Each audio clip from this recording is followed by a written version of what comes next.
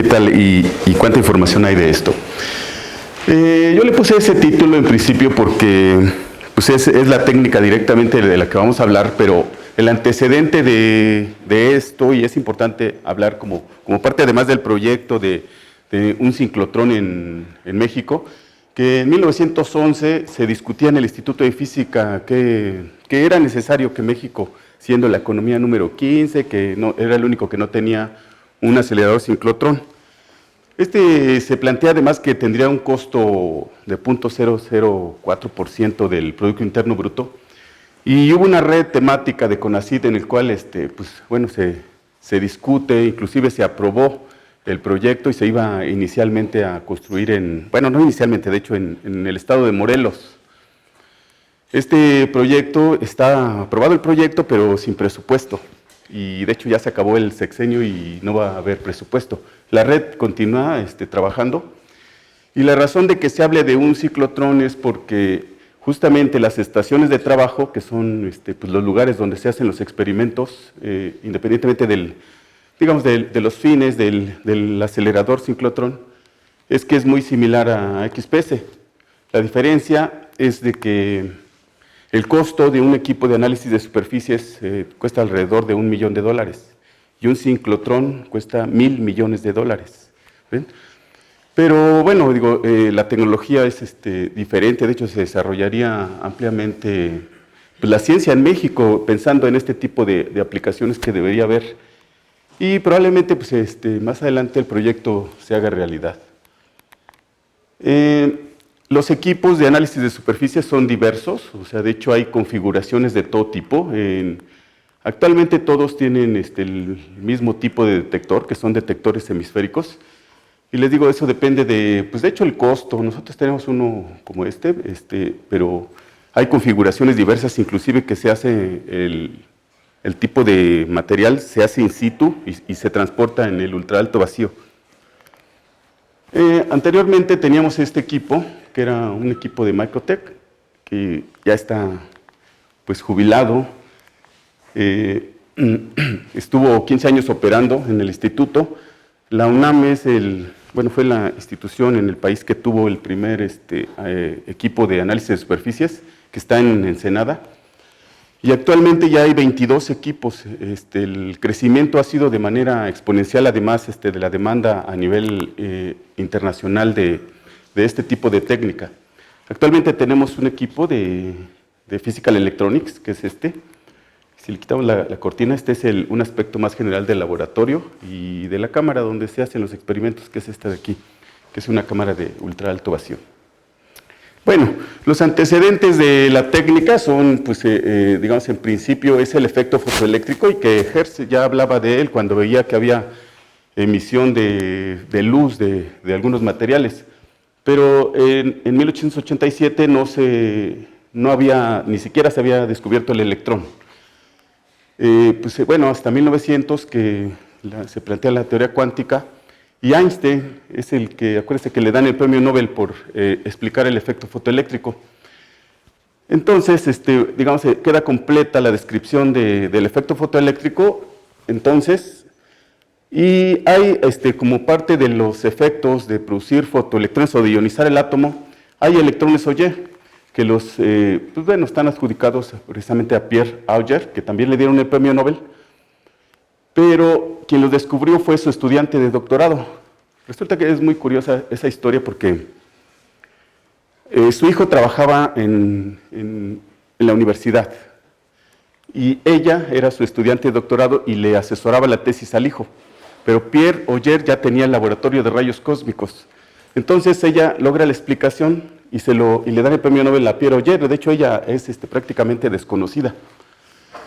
Bueno, más adelante, en 1958, ya se hace el primer análisis de densidad de estados electrónicos a partir de la espectroscopía de fotoelectrones por rayos ultravioleta. Miren, desde 1958 ya tenemos la banda de valencia experimental, que ahora, en este tiempo es muy socorrido hacer cálculos teóricos de esa área. En 1967 queda establecida la técnica, y este investigador, él fue director, ¿cómo se dice? Editor de Nuclear Instruments. Dicen que por su mano habían pasado aproximadamente 10,000 artículos, y entre toda esa información él hizo el primer equipo, lo fue armando, y fue muy complicado de hecho. Pero bueno, en 1967 se hace el primer equipo de análisis de superficies, y en el 69 de la compañía HP es quien vende el primer equipo. Miren, los sincrotrones hasta 1970. Si se fijan, esta cronología histórica es muy interesante porque XPS tardó mucho más tiempo, casi, pues ¿cuánto? Un siglo, para poderse desarrollar. Y la razón de eso, pues eran diversas. Pues para empezar, que tuviera una resolución suficiente, que tuviéramos un tipo de detector adecuado. Anteriormente los detectores eran simplemente rejillas, porque la técnica trata de medir la energía de los electrones. Entonces eran rejillas acomodadas, así, horizontalmente, y se producía un electrón. Este electrón, dependiendo de la rejilla a la que llegara, se le asociaba la energía correspondiente. Y bueno, mucho después, de hecho el primer detector fue de ese tipo. Generar, o sea, es muy importante que tener rayos X monocromáticos, o rayos X de baja energía. Y bueno, esos equipos anteriormente no teníamos, el equipo anterior no tenía rayos X monocromáticos, actualmente ya contamos con ello. Bueno, que hubiera, les digo, el detector y algo muy importante que es el ultraalto vacío. El ultraalto vacío es muy importante porque estas técnicas solo miden las primeras capas de átomos, aproximadamente, digamos, desde la monocapa de superficie hasta 100 Armstrongs. Podemos ir más allá aplicando otras, erosión iónica. Miren. Pero es muy importante el vacío, de hecho el desarrollo del vacío, inclusive el vacío tiene propiedades. Cuando se hablaba en el tiempo de Planck del modelo estándar, que se hablaba de un potencial en el cual estaba contenido toda la materia en esa parte. Pero Gibbs plantea que este modelo no es el adecuado, sino que plantea que debería de ser un modelo más bosónico, en el cual debería de ser diferenciados los tipos de partículas existentes. Entonces él plantea un modelo de este tipo, en el cual cuando se le asociaba al vacío, pues que era el punto en el cual existe la materia, que de hecho es el vacío de Gibbs. Pero ese en realidad no es el vacío. Hay un vacío mucho más adelante que debería de bajar el potencial un poco más, y ese sería el vacío absoluto. Donde existe la materia es en esta parte y tiene un valor de 467 gigaelectronvolts. Y la razón de que no tenga esta forma, un potencial como es de que esto es cuando el Big Bang y se hizo, bueno, la temperatura estaba muy caliente en el universo, entonces se fue enfriando tal que llegó a este lugar. Y este es el vacío. Quiere decir que si aumentamos el potencial en cualquier punto, vamos a tener, siempre va a tender hacia una expansión, hacia el lugar donde está el vacío de Gibbs. Y bueno, en el vacío que tenemos, que es un ultraalto vacío, ahí suceden fenómenos, fenómenos de que de repente aparece materia y igual desaparece, ¿ven? De tal que, bueno, ese es el vacío que tenemos. Pero hay una definición y afortunadamente, digo, nosotros no estamos metidos más allá de la parte de conceptual, donde hay una definición y que se refiere más a la diferencia que hay respecto de la presión atmosférica. Este vacío, bueno, hay una definición, hay sociedades en todo el mundo de vacío y que tienen propiedades muy importantes. Anteriormente, para poder hacer, se usaban bombas difusoras. Por ejemplo, cuando los viajes espaciales tenían que hacer pruebas de los trajes y eran edificios así de 5 pisos, tal que calentaban aceite y todo este proceso para poder vaciar una habitación. Actualmente, acuérdense, los aceleradores sincrotrón, por ejemplo, usan kilómetros de tubos que tienen que estar en ultraalto vacío. Se hacen secciones muy eficientes que se usan bombas turbomoleculares. Y la presión que utilizamos pues son miles de veces la presión atmosférica, o sea, negativa. Quiere decir eso que podemos, bueno, los equipos de ultraalto vacío, se considera ultraalto vacío cuando la presión es inclusive 10 a la menos 9 atmósferas. Pero, o sea, podemos llegar, los equipos estos llegan hasta 10,000 millones de atmósferas menos, ¿ven? Entonces, el ultraalto vacío es muy importante porque nosotros necesitamos que el análisis que vayamos a hacer de esas capas sean las que queremos estudiar. Puede ser que sea la capa de superficie o puede ser que sea el interior de esa capa. Todos los materiales, todos, es diferente lo que vemos en la superficie. O sea, vamos a tener una película que es diferente al material en sí. Por ejemplo, si ustedes dejan un material expuesto al medio ambiente, se van a depositar hasta 20 capas de átomos solamente por estar expuesto, digamos, en unos 15 a media hora. Se van a depositar capas de carbono por depósito atmosférico. Pero además, ese material va a estar pasivado. Un metal tarda aproximadamente, digamos, 5 nanosegundos en reaccionar con el medio ambiente, a presión atmosférica, temperatura ambiente. Entonces, si nosotros tenemos un material puro que acabamos de elaborar y lo sacamos al medio ambiente, se va a formar una capa pasivada. Esta capa ya nos va a impedir, por ejemplo, estudiar el material a nivel, vaya, lo que queremos, puede ser ese nuevo material. Pero a lo mejor lo que nos interesa justamente es esa película de pasivación.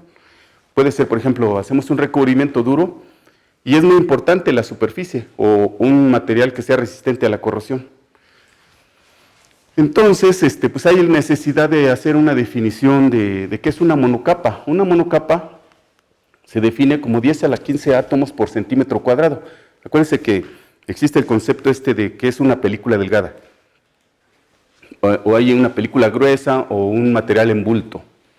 Entonces, pues digo, en base a esta definición tenemos lo que puede ser una película delgada, que hablamos, por ejemplo, de 10 capas de átomos o 20 capas de átomos. Y miren la densidad de átomos, digamos, a presión atmosférica, ¿cuántos hay? ¿Y cuántos hay cuando bajamos en el ultraalto vacío? Quiere decir eso, que vamos a tener un tiempo determinado, dependiendo la presión de cuánto tengamos. Una bomba mecánica, que son pues, muy utilizadas y conocidas, apenas baja 1000 veces la presión atmosférica. Pero si usamos una bomba una bomba iónica, que es como estas, que es un conjunto de placas parecidas a placas paralelas así, con un potencial alto que ionizan los átomos que hay que están por ahí, vaya en la cámara. Se tiene que hacer prevacío para poderlas utilizar. Actualmente estas presiones ya son posibles con bombas turbomoleculares, que tienen ahora ya levitación magnética y son muy eficientes. De hecho, los nuevos equipos ya no usan bombas iónicas, que son muy delicadas, usan turbomoleculares muy, muy grandes. Otra cosa que va a suceder, que va a disminuir el camino libre medio de los electrones, inclusive porque es lo que vamos a estudiar justamente en el interior del material. Bueno, nosotros no nada más lo usamos, digamos, de alguna manera como parte de la instrumentación que necesitamos y que es muy importante, conocer esos conceptos. La técnica más o menos establece que podemos detectar hasta 1% para poder hacer análisis químico, ¿ven?, del contenido total del material que tenemos. Y el límite de detección se considera que es de 100 partes por millón. Esto es muy importante porque, por ejemplo, vamos a una técnica de aceleradores, por ejemplo, retrodispersión de Rutherford. Su límite de detección es 1 parte por millón, pero su incertidumbre como técnica cuantitativa o semicuantitativa es muy grande. Tiene una incertidumbre aproximadamente de 27%. En XPS podemos tener una cuantificación de incertidumbre hasta 5%, o inclusive 3%, si usamos materiales de referencia. Entonces, pues es una técnica muy, muy buena. Las técnicas de superficies en sí solamente son, por ejemplo, pues los microscopios de fuerza atómica, que justamente trabajan en esta parte. Nosotros, pues esta técnica estudiamos, les digo, desde la monocapa de superficie hasta 100 Armstrong. ¿Y cómo se producen, o en qué consiste, o qué es lo que ocurre, como dice el resumen de la plática que decía, Cuando se ioniza el átomo, parece un fenómeno simple, pero lo que ocurre después no es tan simple, o a veces, miren, porque pues viene un fotón de rayos X, ioniza el átomo, quiere decir que arranca un electrón de una capa interna o externa, puede ser cualquiera, y le medimos la energía cinética, y parece que ahí acaba el fenómeno. Pero entonces, de todo el átomo se ioniza de cualquier lugar, de cualquier capa interna, de cualquier órbita, y va a un multicanal en el cual se van acomodando pues, estos electrones de acuerdo a su energía. Entonces viene el fotón, arranca el electrón, y ahí acabaría lo que se considera la espectroscopía de fotoelectrones por rayos X. Pero el átomo se queda inestable, se queda se queda cargado además positivamente, y va a tener que recuperarse, va a tener que agarrar un electrón exterior, y ahí acaba el fenómeno. Si agarra un electrón exterior y se suple la vacancia, ya, no pasa nada. Pero generalmente lo que ocurre es que un electrón de una capa de menor energía, o sea, más alejado del núcleo, brinca para suplir la vacancia. Cuando hace esto, se emite un fotón. Este fenómeno se llama fluorescencia de rayos X, y la energía que tiene ese fotón es la diferencia de energías de las capas correspondientes. Entonces, eso pasa, ¿no? Pero ya se quedó un hueco aquí. Entonces brinca otro así hasta que se recupera el átomo. Bueno, igual ahí acabaría todo. Pero en ocasiones, cuando brinca este electrón para suplir la vacancia, no emite un fotón, sino que emite un electrón de menor energía, inclusive de la misma capa, lo emite. Y esos electrones son los electrones OY. Entonces, son cosas que le ocurren al átomo ahí.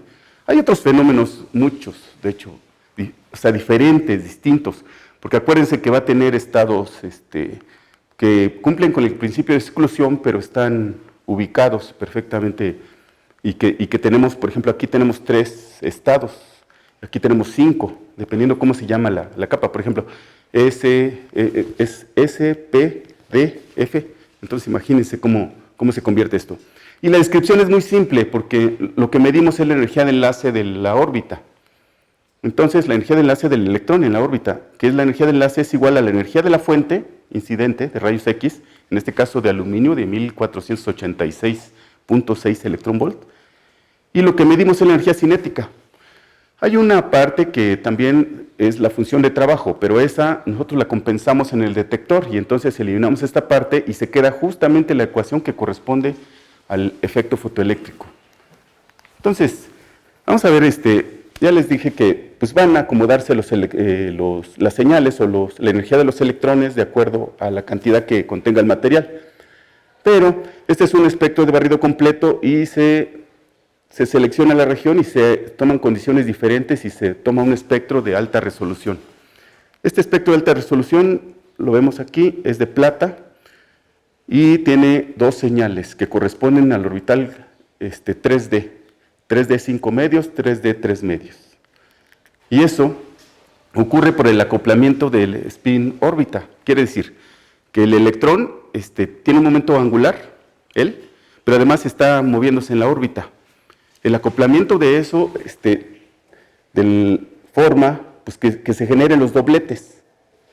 ¿Ven? Y estos dobletes están perfectamente ubicados, clasificados, y se distribuyen de acuerdo a la energía que tienen. Pero hay otra señal, ya les decía, que se producen electrones OY, siempre que se ioniza el átomo. Hay una técnica exclusiva de electrones OY, cuando hacemos incidir en lugar de un fotón, hacemos incidir un electrón. Entonces ionizamos el átomo, pero con electrones.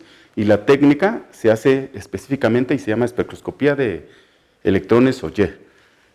Pero pues en XPS tenemos las señales que nos interesa, que es la del fotoelectrón, pero también están las de los electrones OY, y se vuelve complicado, ¿ven? Porque podríamos tener traslapes con la señal de fotones. Entonces, imagínense, son las producciones de los rayos X característicos que se llaman, o fluorescencia de rayos X, y que son, las emisiones. Y, también se producen electrones OY. Entonces se vuelve complicado, por ejemplo, en algunos materiales, o por ejemplo el magnesio, vean cuántos, sí es magnesio, cuántos electrones Oye tiene, todos estos son electrones Oye, y estas las señales, solo tiene, podemos ver 2 con esa energía.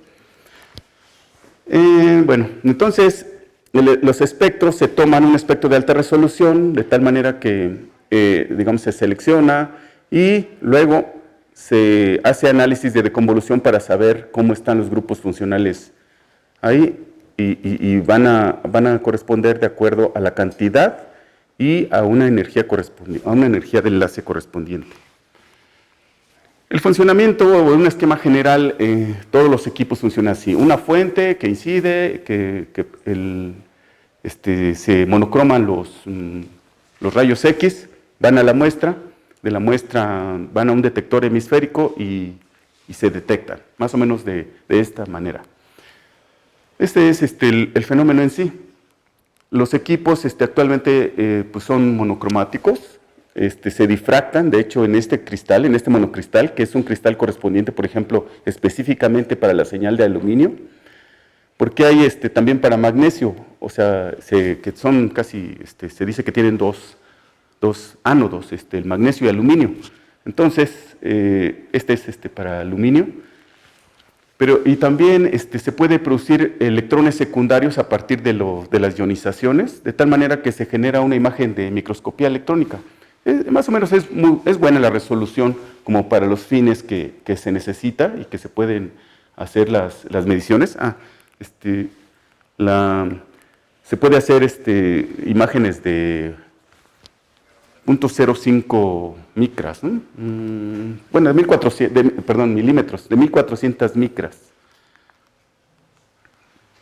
A ver. Bueno, puede hacerse, digamos, de 2 señales simultáneas para poderlos comparar. Por ejemplo, hay ocasiones en que necesitamos, por ejemplo, una parte erosionada y una parte no erosionada, o cuando vemos un defecto en una muestra, le tomamos 2 puntos y hacer una comparación inclusive de alta resolución. Este es un espectro de barrido completo. Te podemos hacer mapas químicos. Anteriormente se hacían ya en espectroscopía de NDS, en los microscopios electrónicos, y ahora a partir de los fotoelectrones podemos hacer mapas de distribución química. Por ejemplo, es muy importante eso, por ejemplo, cuando los quantum dots de semiconductores, podemos generar mapas, o cuando tenemos una aleación o una fibra que está compuesta de distintos materiales, o cuando hay un daño, o una serie de cosas.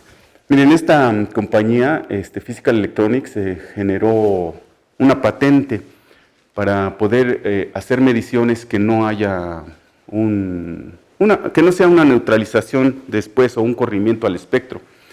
De tal manera que la muestra, inicialmente, o sea, anteriormente, solamente se neutralizaba con electrones de muy baja energía, solamente de 1 a 2 volts. Se neutralizaba, pero se dieron cuenta que los materiales disipaban carga de manera diferente. Entonces, se empezó a ionizar, a compensar la carga también haciendo incidir iones de argón de muy baja energía, de 6 a 10 electronvolts. Y esto provoca pues, esa neutralización dual, en la cual dice que si tenemos un material que es no conductor, porque ese es el problema de esta técnica en ocasiones, pues ya podemos medirlo sin problema, porque vamos a medir distintos espesores, distintas configuraciones, materiales no conductores, y no vamos a tener problema de que se nos cargue la muestra, porque acuérdense qué es lo que ocurre. Arrancamos electrones, quiere decir que ionizamos a los átomos y la muestra se debería cargar positiva. Quiere decir que los electrones que le siguen van a tener un potencial eléctrico para cambiar la energía de los fotoelectrones, y mediante esta manera ya no tendríamos ese problema. Por ejemplo, estos pellets de polimetilmetacrilato, que es una imagen de electrones secundarios en la cual se puede medir sin problema, y de hecho colocándolo lo pegan con una cinta ya de tipo Yurex. Bueno, ese polimetil igual se le hizo análisis de deconvolución, se le agregaron las curvas, que es lo que contiene. Es muy importante, por ejemplo, limpiar la superficie. y estas son muestras de una muestra que está contaminada, y esta muestra ya fue limpia. Igual, otra, esta que está contaminada con carbono, que es simplemente en la superficie de teflón, y esta ya está limpia. Y es muy importante limpiar una superficie. Ya les decía, la mayoría de los materiales generalmente los metemos en una cajita, en una bolsa o algo, y estos materiales ya se pasivaron de por sí. Por ejemplo, este ejemplo es muy ilustrativo, mire. Tenemos unas muestras de niobio 2 estaño carbón, en el cual medimos el orbital de niobio y el orbital de estaño. Entonces, cuando vemos el niobio, de hecho no vemos nada de lo que debería de tener el polvo. Este material, medido en rayos X, dice que es una sola fase cristalina. Pero en XPS, cuando vemos la superficie, pues corresponde a otra cosa. De hecho, esto es pura suciedad. O sea, eso ni siquiera pertenece a la muestra. Pero cuando vemos el orbital de estaño, sí tenemos una señal de óxido de estaño. Vean. Otra señal que no sabemos qué, pero esta es óxido de estaño. Bueno, esta es lo mismo. Es lo mismo esto que esto, pero es el doblete del orbital. Entonces, erosionamos un poco, erosionamos 5 minutos, y empezamos a ver que ya aparece niobio 2 o 5, o sea, lo pasivado, ya le quitamos la mugre.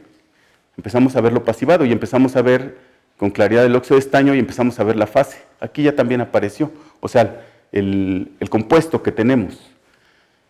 Seguimos erosionando hasta que vemos que ya no cambie, o que sí cambie, pero que ya no tenga tanta contaminación.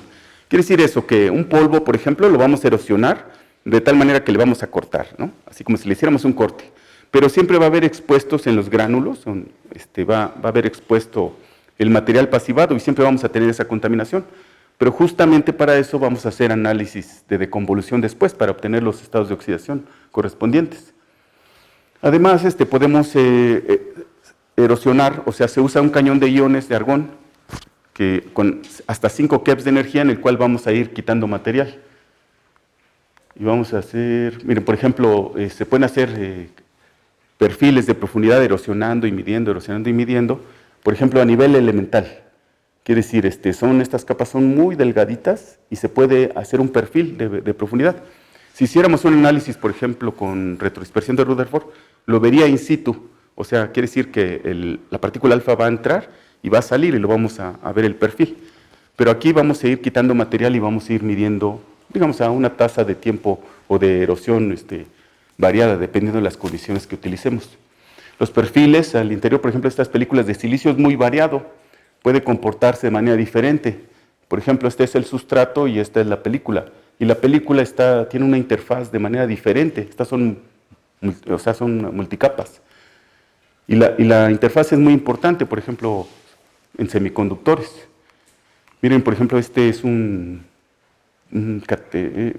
soporte de una arteria que está contaminado, y hacen aquí en XPS un análisis químico de qué es lo que ocurre. Por ejemplo, se hace un mapa igual de composición para ver qué es lo que está pasando. Pero, se hace cuantificación elemental y análisis químico. Y la cuantificación, por ejemplo, en este caso, tenemos esta muestra de un polvo. Y esta muestra, la anterior, sí. Se tiene que hacer una matriz para cuantificar. Quiere decir que tenemos que involucrar los elementos que contiene el material, y tenemos que calcular algo que se llama el factor relativo de intensidad o factor relativo atómico de intensidad. De tal manera que lo calculamos con materiales de referencia o para el equipo en particular, que hay bases de datos establecidos, calculamos el factor relativo de intensidad y se vuelve algo simple, como simplemente calcular el área y dividirlo entre su factor relativo para obtener la composición elemental. Digo que si usamos materiales de referencia podemos bajar la incertidumbre hasta 3%. La técnica, de la manera de cómo distingue los estados de oxidación, es cambia la energía de enlace de acuerdo a la calibración que tengamos. Por ejemplo, este aluminio lo fueron fluorando y se puede ver que hay un desplazamiento de la posición que le corresponde. Este es carbono, se lleva a cero para poder ver que hay una variación de los distintos grupos funcionales que contiene el material. Aquí es más obvio, ¿no? Tenemos silicio y tenemos el óxido de silicio. Si ustedes se dan cuenta, cambió el ancho de del pico correspondiente, que es el orbital 2P, que la resolución disminuyó. Bueno, eso se debe concretamente a factores de cómo se obtuvo el electrón en el material, y eso debe ser muy especificado. Por ejemplo, para el orbital 3D5 medios de plata, que es tenemos, para el detector que tenemos de 16 chaneltrones, de 16 canales, una resolución de 0.56 electronvolts, o sea, el rojo o sea, el ancho, la mitad, el full width half máximo. La resolución que tenemos es 0.56.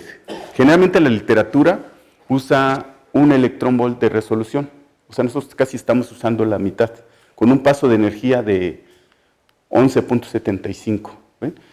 Los espectros de barrido completo generalmente se obtienen con este valor, 117 electronvolts. Entonces, la literatura generalmente reporta 20 electronvolts. Quiere decir eso que nosotros vamos a poder distinguir mejor los estados de oxidación si bajamos el paso de energía. Vean, este está tomado con 100 y con 10 electronvolts, ¿sí?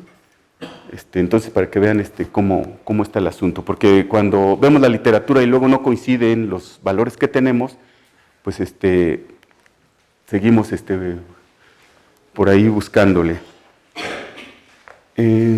¿Vamos bien de tiempo? Sí. Bueno, miren, más ejemplos, porque esto es muy importante, sobre todo cuando vemos en la literatura que el valor que nosotros tenemos para ese estado de oxidación no corresponde al que tenemos. Y eso se debe a cómo se calibran los instrumentos de medición. Quiere decir esto, generalmente se usa carbono, el 1S de carbono, el 3D de plata, el oro, el 4F, bueno, inclusive el cobre se usa. Esos se ubican en el multicanal y se hace una curva de calibración, una recta. Estas tienen que estar en posiciones de energía determinada. Por ejemplo, el oro en 84 electronvolts y el carbono en 285 electronvolts. Por ejemplo, ahí está. Pero a la hora que lo distribuimos, pues ya nos queda una curva para ese equipo. Si nosotros tenemos otro equipo en el cual son diversos los factores, que generalmente los más importantes, la energía de los rayos X, el ángulo, algo que se llama función de transmisión, que es in situ de la eficiencia del detector. Eso nos va a cambiar la distancia, por ejemplo, entre el oro y la plata. Por ejemplo, cuando tenemos 3, la recta ya no va a tener la misma pendiente, va a cambiar un poquito. Entonces, cuando queremos comparar la posición de un orbital con la literatura, ya no hay coincidencia. Entonces, por ejemplo, el óxido de silicio, si lo buscamos en las bases de datos que hay del NIST, tenemos 30 valores diferentes para el óxido de silicio, que nos debería dar en 103.5 y tenemos desde 102.8 hasta 103.9, por ejemplo. Y dicen, ¿cuál es la energía que le corresponde al mío? No importa. O sea, siempre y cuando metodológicamente ustedes hayan hecho la medida, la calibración correcta y metodológicamente sea correcto el reporte. Bueno, para poder hacer análisis químico necesitamos estudiar o hacer cálculos después de los cálculos de deconvolución, quiere decir, encontrar las contribuciones que contiene un espectro experimental. Y para eso usamos un background. Tenemos que extraerlo porque si se fijaron en los espectros crecen como escalones. Entonces, por ejemplo, este es un background lineal, pero generalmente se usa justamente porque es como un escalón y se llama Shirley el método. Y es es sencillo, digamos, en el sentido de que tiene una lorentziana y hay una parte gaussiana en esta parte y otra lorentziana, ¿no? Para poderlo generar el background Shirley. Hay programas especializados que ya lo tienen directamente establecido. Si se fijan, hay un poquito de diferencia, pero porque está muy plana esta parte, pero es ya el background Shirley.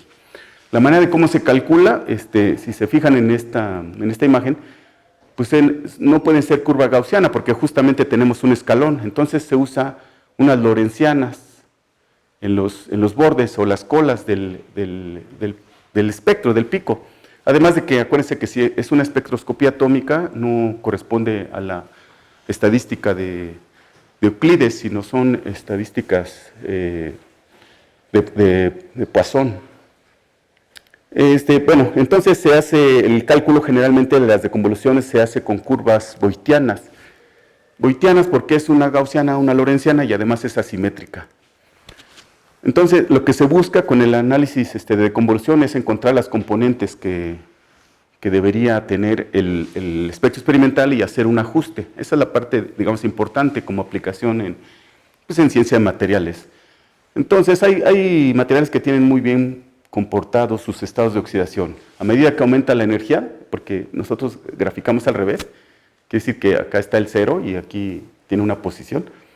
Y pues hay distribuciones, si se fijan, se va ensanchando la resolución.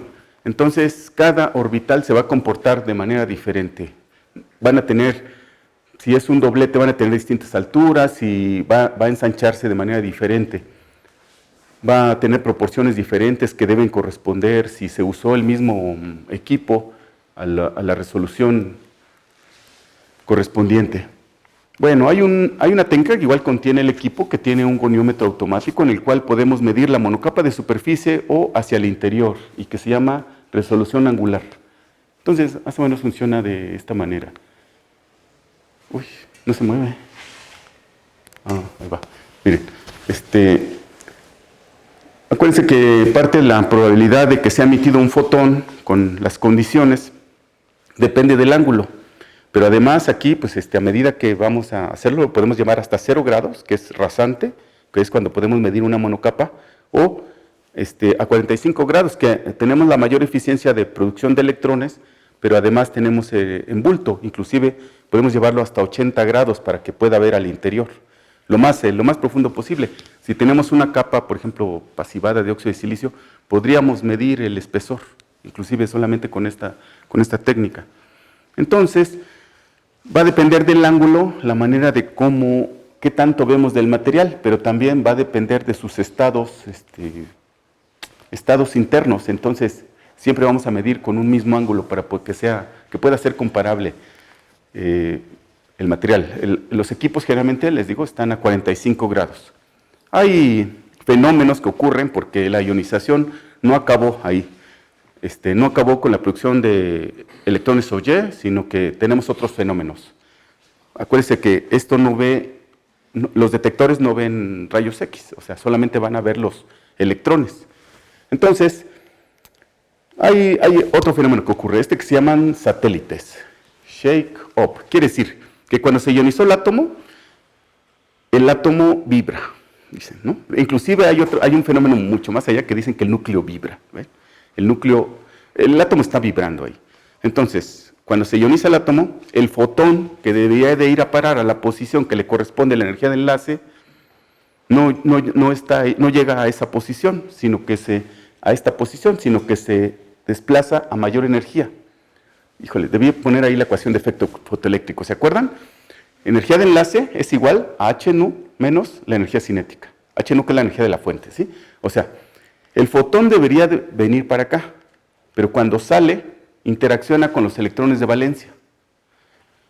El electrón de valencia, acuérdense que no colisionan, nunca pueden colisionar, de hecho. Se acerca mucho al electrón de valencia, lo manda a un estado excitado y el fotoelectrón pierde energía cinética. Si pierde energía cinética, entonces aumenta su energía de enlace. Eso se llaman satélites shake-up. Hay unos satélites que se llaman shake-down. Esos satélites interaccionan tan fuerte con el electrón de valencia que ionizan, bueno, otra vez, arrancan el electrón de valencia y caen muy lejos. Este tiene una distancia de donde cayó, pero puede caer mucho más lejos, tal que perdió mucho más energía. Y esos satélites se llaman, les digo, shake-down, y los tiene, por ejemplo, el cerio 2+, el cerio 3+ no lo tiene. ¿Y por qué? ¿Por qué interacciona? Por ejemplo, los orbitales, el zinc 2p, es gaussiano, no tiene satélites, son señales, simplemente el doblete. La plata la vieron, no tiene satélite. Bueno, sí tiene, pero es muy pequeño, ¿ven? O sea, de hecho, ese era el problema de la explicación, porque se explica cuando sucede la producción de satélites, pero no se explicaba cuando no sucede. Entonces, bueno, los nuevos desarrollos o investigaciones ya demuestran que sí hay satélites, pero están muy pequeños. Entonces, estos satélites, por ejemplo, en el átomo de carbono, se producen cuando tenemos anillos. De hecho, es una buena técnica para determinar cuando tenemos grafeno.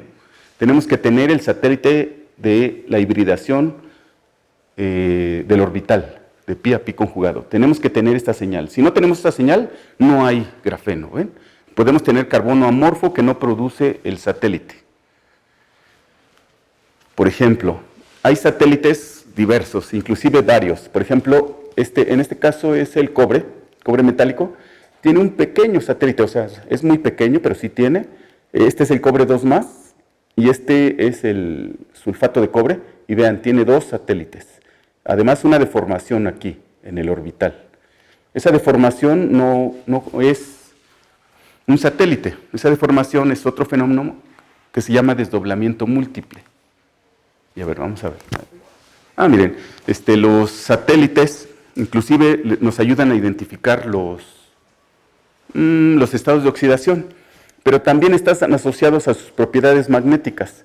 Quiere decir que inclusive se conocen distintos estados de oxidación, por ejemplo, para el hierro, cuáles son paramagnéticos o diamagnéticos, por sus satélites, ¿ven? Por su producción de satélites. Bueno, este ejemplo del cobre, vean, por ejemplo, ¿qué es lo que le pasa? Este es estado metálico y acuérdense, sí tiene un satélite, pero muy pequeño, inclusive podemos ignorarlo. Pero, por ejemplo, este es cobre 1+. Y este cobre se movió a menor energía. Quiere decir que si trazamos una línea, va a estar un poquito a menor energía. Este es cobre 2+. Tiene un satélite que no es simétrico. Además de este orbital y este orbital son diferentes el satélite. Y bueno, hay diversos. Tienen una distancia, una simetría, se pueden acercar mucho al átomo, se pueden alejar, etc.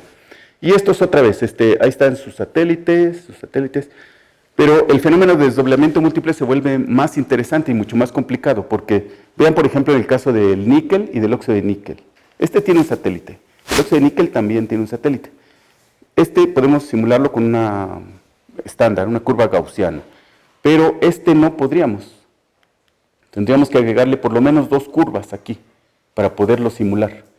Quiere decir que va a ser muy complicado determinar la deconvolución, por ejemplo, si tenemos combinados distintos estados de oxidación del óxido de níquel. Entonces, este fenómeno de desdoblamiento múltiple se debe a que las órbitas internas, hay un fenómeno que se llama apantallamiento, que los electrones van a estar en las capas internas, pero van a estar en estados excitados. O se dice que la capa está abierta, inclusive aunque las capas deberían estar cerradas, deberían estar completas, las internas. Cuando se enlaza con otro átomo, hay estados que se vuelven excitados y entonces se forman los fenómenos de desdoblamiento múltiple. Puede ocurrir que sea solamente cuando se ioniza el átomo. Bien, bueno, vamos a ver. Hay ejemplos. En por ejemplo, tenemos un compuesto trinuclear, dicen, que tenía inicialmente 3 átomos de cobre y se cambió por cobalto y por níquel.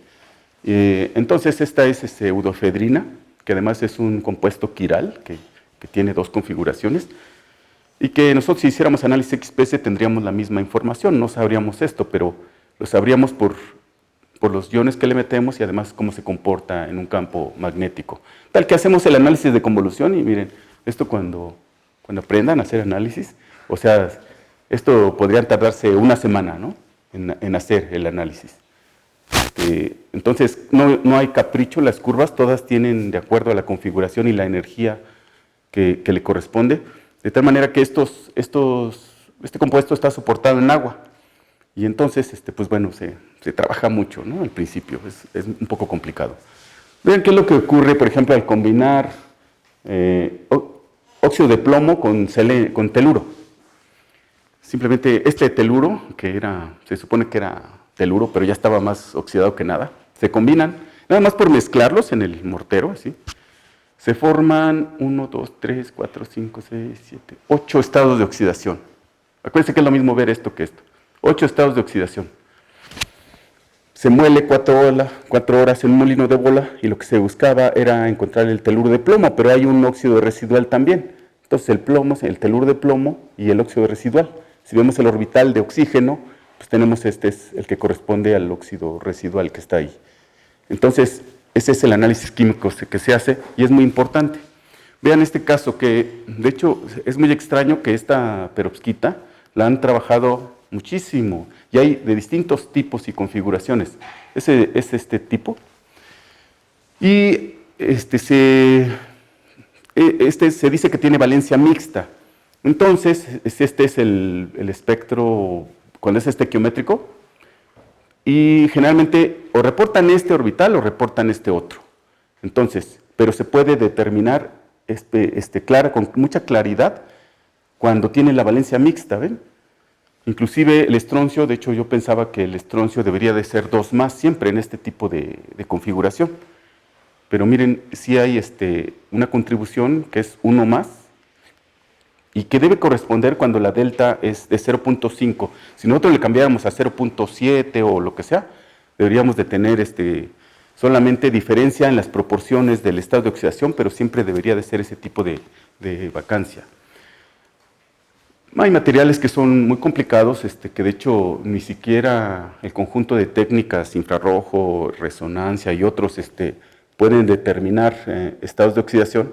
Entonces eran nanopartículas de plata en un polímero de esta configuración.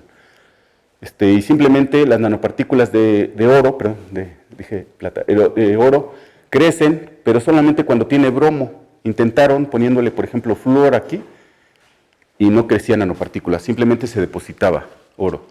Intentaron quitándole el bromo y el flúor, o sea, de este tipo, sin el bromo, y no crecían, simplemente se depositaban el oro. Hasta que le dejaron el bromo, y entonces era hacer el análisis de tal manera que viéramos qué era lo que estaba ocurriendo. Ya veíamos en el orbital de carbono que había una pequeña diferencia, y esa pequeña diferencia, ahí había algo raro que no sabíamos a qué correspondía. Estaba el oro de referencia comparado con esa interfaz, y en esa interfaz entonces teníamos un oro que corresponde a un estado 1+. El oro está oxidado, ¿ven? Y tiene una monocapa de oro 2, oxígeno 3, que está en esta posición. Y este oro sabíamos que tenía ese estado de oxidación, pero no sabíamos, de hecho no sabíamos que pudiera existir esta bromita, y que ahí está, y que corresponde a este tipo de configuración. Y entonces cuando se le pone bromo al polímero, crecía esta parte más o menos en la misma proporción, que este es un estado de oxidación y este es otro estado de oxidación. Quiere decir que este es el enlace bromo-carbono y este es el enlace bromo con oxígeno. Pero el bromo con oxígeno no puede ser porque es un ácido inestable. Pero después me dijeron que tenían que humedecer la muestra para que pudiera crecer el oro. Y entonces se formaba momentáneamente mientras se enlazaba con el oro. Y si se dan cuenta, este es el oro ya depositado ahí como con crecimiento nanopartículas.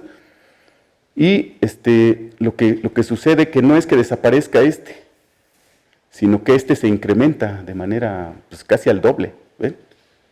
Y esa es una manera, vaya, de cómo determinamos que existe y la razón por la cual las nanopartículas de oro crecían. No corresponden a estas, pero más o menos, porque no fui a pedirlas, pero son más o menos así, de ese tipo, las nanopartículas. Tienen que tener cuidado cuando revisen la literatura porque está llena de errores, no tienen idea de hasta dónde, de hecho. Por ejemplo, aquí simplemente viendo, está claro que carbono-oxígeno, carbono doble enlace oxígeno. Este es el orbital de carbono. Acá se ven al revés, ¿sí? Por la densidad de electrones hacia dónde va. Este es carbono-oxígeno y carbono doble enlace oxígeno. Dice aquí que tiene carbono-oxígeno. Pues ya aquí no está. Entonces el doble enlace sí está ahí. Aquí dice también que tiene carbono doble, pero ¿cómo que le corresponde esta curva tan alta? Etcétera. No tienen idea. Entonces hay que tener mucho cuidado en la literatura para revisar, y yo me he dado cuenta que los chinos inventan muchas cosas, ¿no? Entonces hay que tener mucho cuidado. Hay normas, además. para poder hacer el reporte de cómo se llaman los orbitales, de cómo, por ejemplo, se dice, vamos a ver, zinc 2p 3 medios, así, exactamente así. Por ejemplo, carbono 1s, digamos oro 4f 7 medios y oro 4f 5 medios.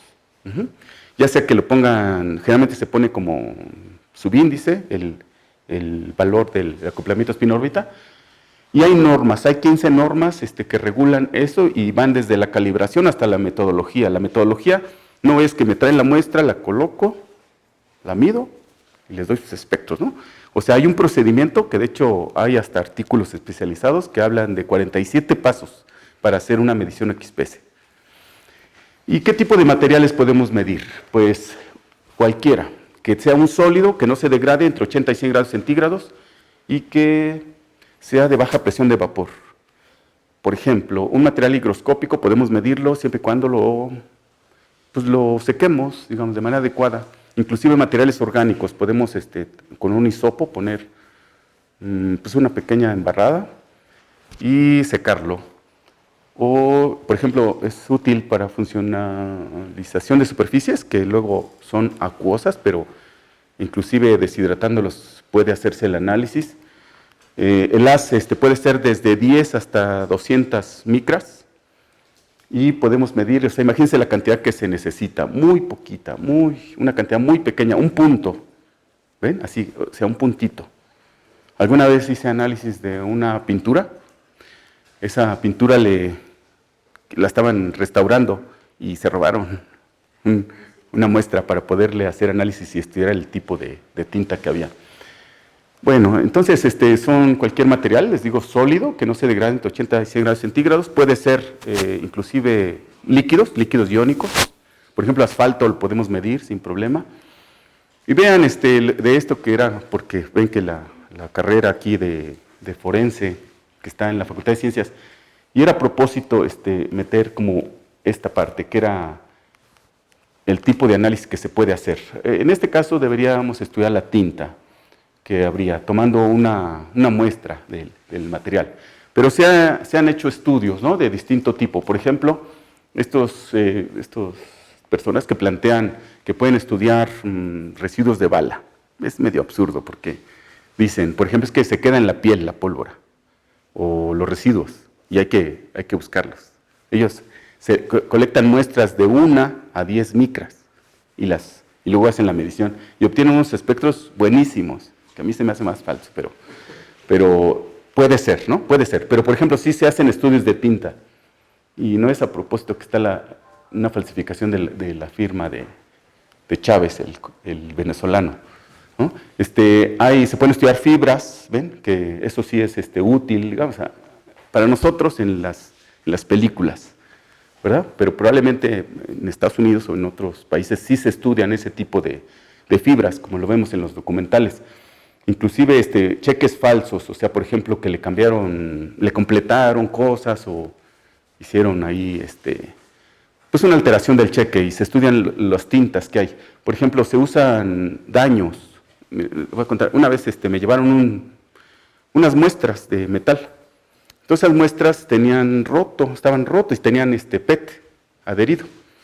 Y entonces era el asunto de determinar qué era lo que había pasado. Yo lo medí, pues medí lo que contenía y todo. Pasó tiempo después y me dijo la persona que solicitó el servicio, porque era una empresa, que si podía decirle lo que yo pensaba que había ocurrido. Yo le digo, pues ese es extrusión de PET. Era la compañía de Coca-Cola, la de las aguas Electropura. Entonces decía, pues es que lo pusieron a funcionar el silo en frío, cuando el PET no estaba caliente, y por eso rompió el silo, el silo se llama, ¿no? El extrusor, bueno, el tornillo ese gigante. Y entonces le dije que sí, que podría dar una opinión. Entonces llevó el tornillo del extrusor, tenía 6 metros de largo. Y me dijeron que había llegado pues, el material para hacerle la medición. Yo ya le había hecho medidas, pero entonces cuando dije, pues tráiganlo, dijeron, ¿y dónde lo ponemos? Todavía fui al taller, lo vi, y era eso lo que había pasado, que lo habían puesto en frío. pero dije que no podía dar esa opinión por escrito, ¿no? Que yo decía qué es lo que contenía y ese tipo de cosas. Bueno, ellos estaban en un juicio porque lo habían demandado a la compañía del recubrimiento, pero era una mala utilización de eso. Por ejemplo, ven, eso se podría utilizar en ese sentido, como ese tipo de cosas legales, ¿no? Hay a veces fibras, por ejemplo, una broca que falla y que se rompe muy fácil, como los productos chinos, ¿no? Esos que venden en México. Y hay aplicaciones en todas las áreas, ¿ven? En todas las áreas. Generalmente cualquier sólido que podamos medir, podemos hacer análisis. Inclusive, por ejemplo, en la industria microelectrónica, ya con este tipo de materiales. En catálisis es muy importante, por ejemplo. Podemos medir antes, durante y después del proceso de catálisis. O sea, quiere decir, cuando tenemos el material, el catalizador, luego cuando lo hacemos reaccionar, qué fue lo que ocurrió en él, y luego cuando lo purificamos para volverlo a utilizar, para ver su eficiencia y ese tipo de cosas. Polímeros, cualquier polímero, ya les digo que no se degrade a 80 grados centígrados. Entonces, por ahí, más o menos es esta historia. Una disculpa que no traté lo de UPS, pero era porque es muy amplio esto, pero UPS es más o menos lo mismo, nada más que usamos ahora, en lugar de 1486.6 electronvolt, de la K alfa del aluminio, usamos rayos ultravioleta. Los rayos ultravioleta son de 21.2 o de 44 electronvolt, y solamente va a ionizar los átomos externos, o sea, los que tienen que ver con los enlaces. Quiere decir que vamos a poder determinar de manera experimental la banda de valencia o la densidad de estados electrónicos. Y va a ser una técnica experimental que con XPS también lo podemos hacer, pero UPS es precisamente para eso, y vamos a poder obtener la función de trabajo y comparar con los cálculos teóricos experimentales la banda de valencia. Pues muchas gracias por su atención.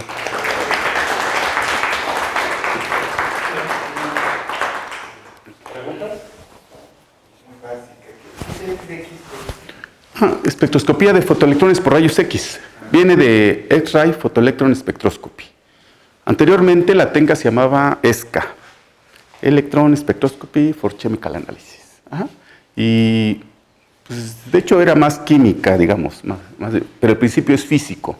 De hecho, se dice que no es una espectroscopía, porque una espectroscopía es directamente de la interacción que tiene. O sea, por ejemplo, infrarrojo es infrarrojo, lo que ocurre, y luego medimos el fotón. Y en XPS no, en XPS hacemos incidir rayos X y obtenemos electrones, y es un fenómeno interno. De hecho, yo creo que no es una espectroscopía, pero bueno, ese es XPS.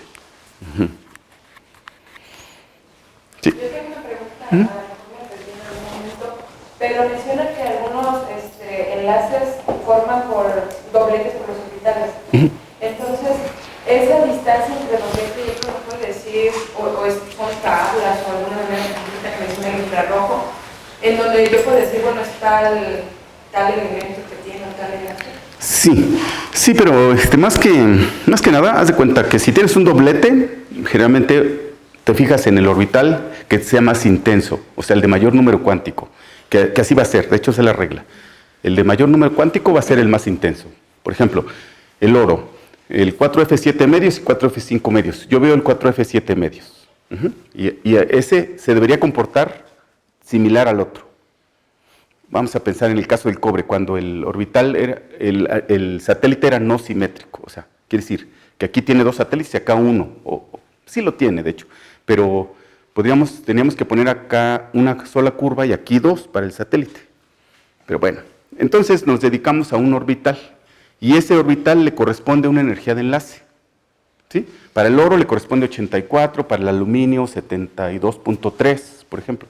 Pero es la posición del orbital, es la que me va a dar la energía de enlace. Ahora, la distancia que está el doblete. Esas distancias, de hecho, están calculadas teóricamente, pero nosotros las obtenemos experimentales. Por ejemplo, el titanio 2P, el 2P 3 medios, 2P 1 medio, van a tener una distancia. Por ejemplo, el hierro 2P 3 medios, 2P 1 medio, va a tener una distancia diferente. Por ejemplo, el aluminio son prácticamente indistinguibles. El silicio es 0.3 electronvolt. ¿Sí? Hay orbitales muy alejados y hay orbitales muy cerca. ¿Y de qué depende de eso? Del capricho del átomo. O sea, de dónde está. Ahora, ¿qué tan intensos son? Puede ser muy intenso y puede ser muy chaparrito. En el caso del titanio, este es 30 y este es 70% de alto. En el caso del zinc, es 80, 60-40. O sea, casi son del mismo tamaño. Ahora, el satélite puede ser muy alto. Por ejemplo, en el caso del lantano, a veces es más alto que el orbital. A veces, por ejemplo, el titanio no tiene, o sí tiene, pero está muy hasta abajo, etcétera. Pero no nos importa tanto el doblete o la distancia entre el doblete, pero sí importa para hacer los análisis. Pero tenemos que determinarlo teóricamente. De hecho, hay tablas de Schofield, se llaman Brocklet, así, las tablas de energía de electrones. Y ahí podemos inicialmente verlo, pero cuando vamos a hacer el análisis necesitamos los valores experimentales. Sí. Lo que está midiendo el aparato es la energía cinética de los electrones. Eso es. Sí. Miren, es un comercial, ¿no?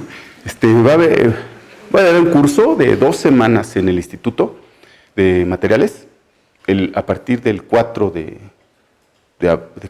junio, y vamos a hablar de esos detalles, ¿no? O sea, de todos los detalles, vaya, que haya, que tiene que tener la técnica. Sí, viene el fotón, arranca el electrón. ¿Y qué es lo que hacemos? Medir la energía cinética. Ahora, la detección es muy buena, es un detector de 16 canales. Quiere decir que ese detector hemisférico con campos eléctricos y magnéticos va a deflectar los electrones a esos chaneltrones, se llaman. Y lo que medimos es la energía cinética. Los chaneltrones son muy delicados y miden cuántos electrones y qué energía tienen. Y va siendo barrido, ¿sí? Y va entonces creciendo el espectro. Todo el fondo que crece, porque sí lo vieron, están montados en un background, es la energía que perdieron de cualquier manera. Inclusive hay unos que llaman plasmones, la Tenca EELS, E-E-L-S, que es justamente estudia el plasmón. Es más, hay nuevos descubrimientos de eso, que ahora ya se llaman excitones. Los electrones que perdieron en el interior del material, que se llama plasmón, ahora ya se sabe que cuando se ioniza el átomo, cuando se va a enlazar el otro electrón, se forma un par. Y estos se transportan, de hecho, en el material, hasta que se suple la vacancia y se acaba eso. Sí, pero medimos electrones. Por eso las señales Oye aparecen.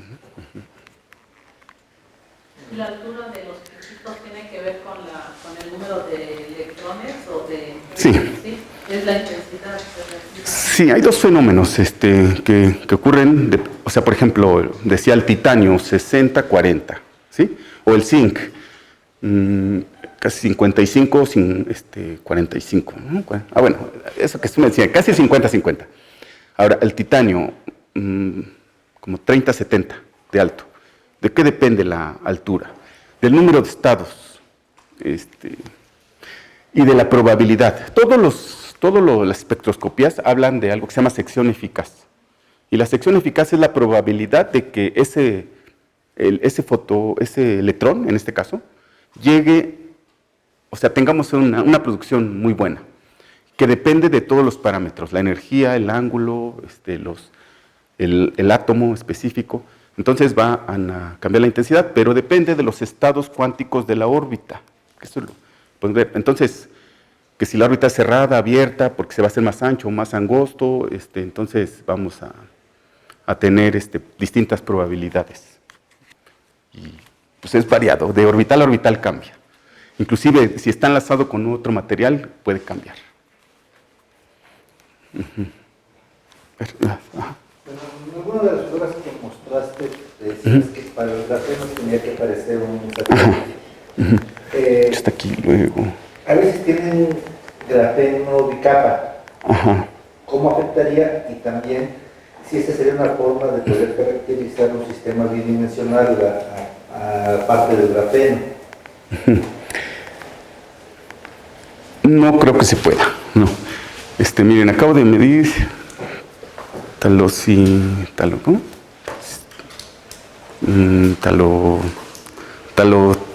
quién sabe qué se llaman los polímeros estos que tienen un metal interno y que están enlazados con con nitrógeno y luego con carbonos. Talocianinas se llaman. Ajá. Las talocianinas. Entonces, estas talocianinas son muy específicas y están ahí, tienen sus dos señales de nitrógeno, del metal con el nitrógeno y luego el nitrógeno-carbono, tal que tenemos dos señales. Luego la mezclan con grafito o grafeno, lo mezclan.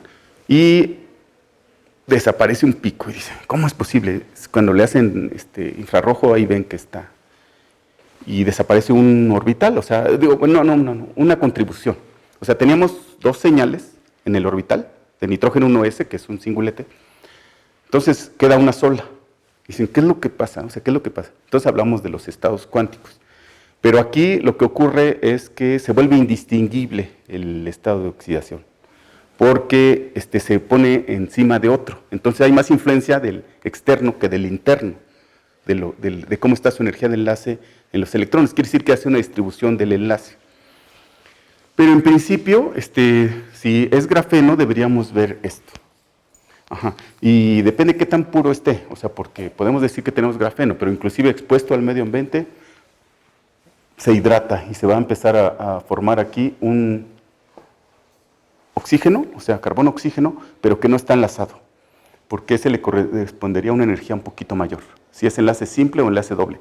Pero esta señal que vamos a tener de carbono-oxígeno va a ser más Van der Waals, pero va a estar metida, atrapado en el material. Entonces tenemos que tener con muy buena precisión lo que queremos hacer para específicamente saber qué es lo que hay. Yo creo que hay que hacerle Raman y después XPS para poder hacer un estudio de eso.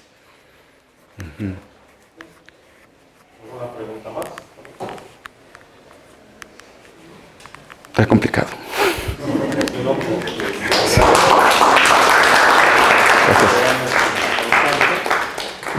Y unos carteles de los que tenemos bien, aquí. gracias. Bueno, pues muchas gracias. ¿Alguien aquí? Sí. Déjame. Bueno, aquí tenemos el espacio también. Sí, sí. Más que nada, es que ya se vayan los que están aquí.